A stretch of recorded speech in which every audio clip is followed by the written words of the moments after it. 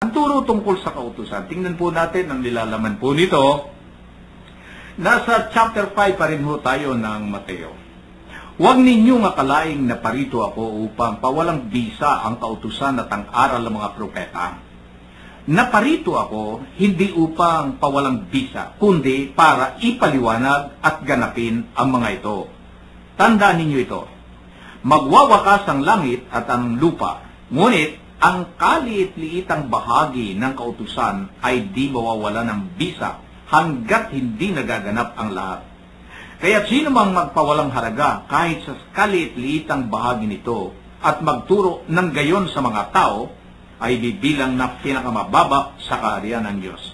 Ngunit ang gumaganap ng kautusan at nagtuturo na tuparin yun ay bibilang na dakila sa kaharian ng Diyos.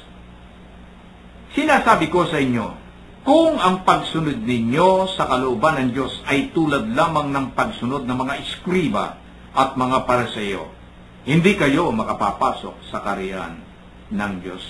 Ayan po, Kuya Bertan, tungkol sa turo, tungkol sa kautusan. Huwag ninyong akalaing naparito ako upang pawalang bisa ang kautusan at ang aral ng mga propeta. Ang Panginoong Jesus ay pumunta rito sa samdaigdigan, Kuya Bert, upang tuparin ang mga aral ng Diyos Ama na maipunla sa kaisipan, sa pagkatao ng sangkatauhan. Sapagkat mula pa nung lalangin ng sandaigdigan at nagkaroon na ng tao dito sa atin, buhat kay Adan hanggang kay Noah, masyadong sumamae ang tao, Kuya Bert.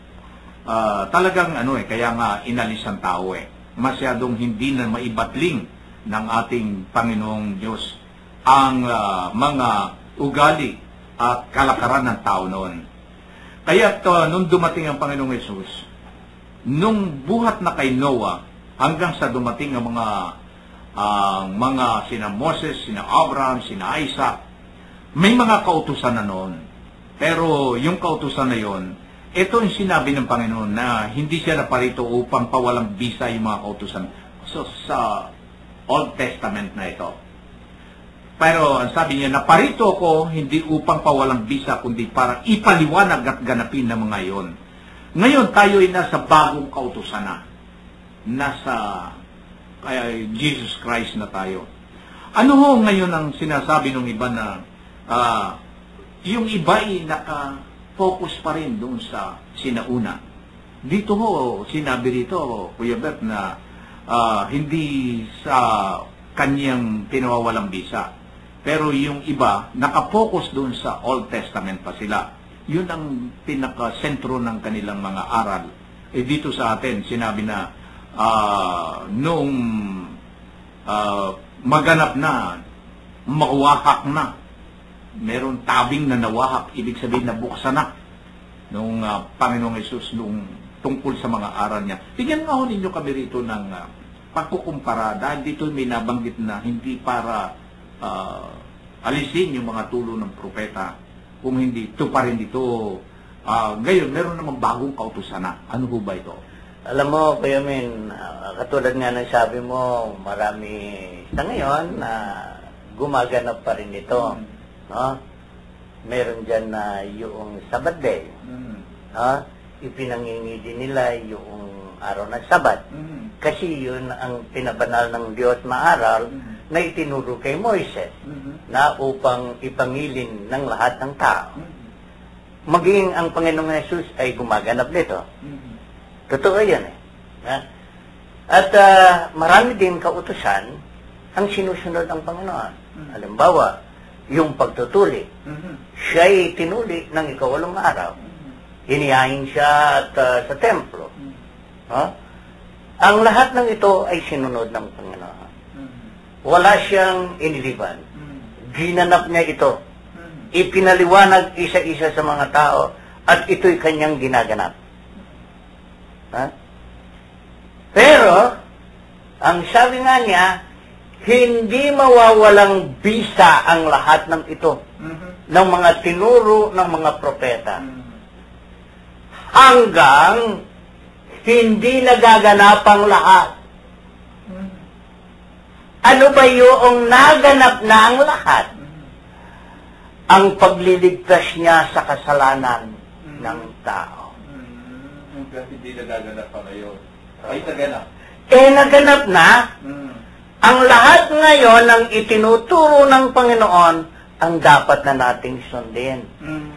Hindi na ito.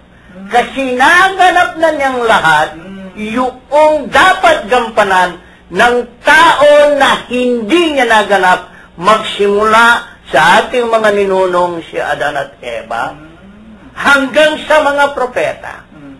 Subalit, nung ang Panginoon ay nagdusa na, ginanap niya ang lahat ng mga pagkukulang na ito, ay nagampanan na niyang lahat at naipaliwanag niya ang kahulugan nito. Halimbawa, yung 10 utos ni Moises na ibinigay ng Diyos sa kanya ay 10 yun. Ginawa na lamang 2 ng ating Panginoon. Dahil ginanap na niya ito At ang Sabat ay hindi siya sa araw ng Sabado muling nabuhay ang Panginoon, kundi araw ng Linggo.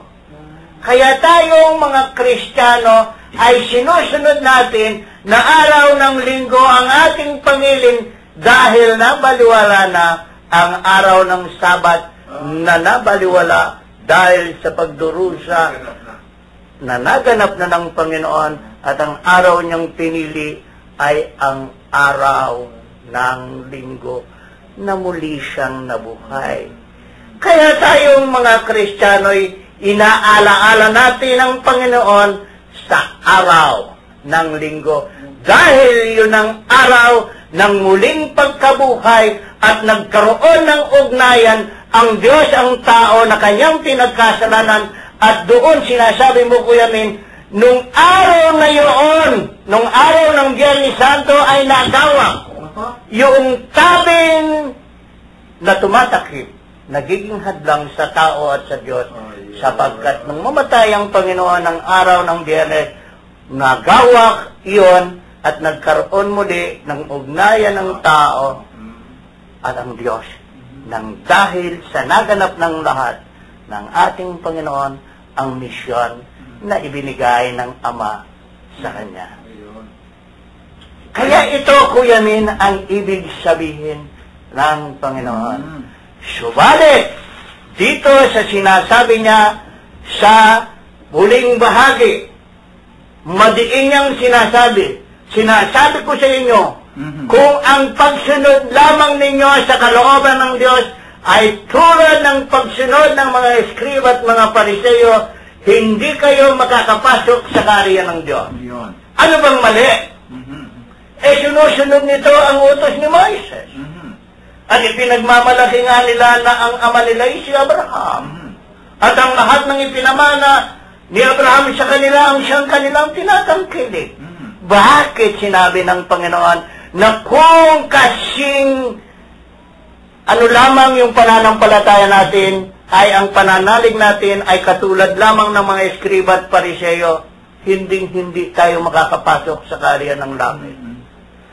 Kung tayo ay magpapatay ng hayop para sa ating mga kasalanan at isasabog natin ito sa altar, ay wala nang bisa yan. Sapagkat ang inihahay natin ngayon sa ating altar ay ang dugo at laman ng ating Panginoon.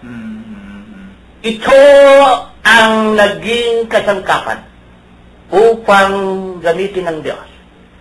At itinayo niya ang isang kanyang sakramento, ang sakramento ng communion. Upang ang tao ay magkaroon ng ugnayan, ang tao at sa Diyos, sa sandaling kainin mo ang katawan at dugo ng ating Panginoon. Tinatawag nating mga Katolikong Kristiyano ang communion.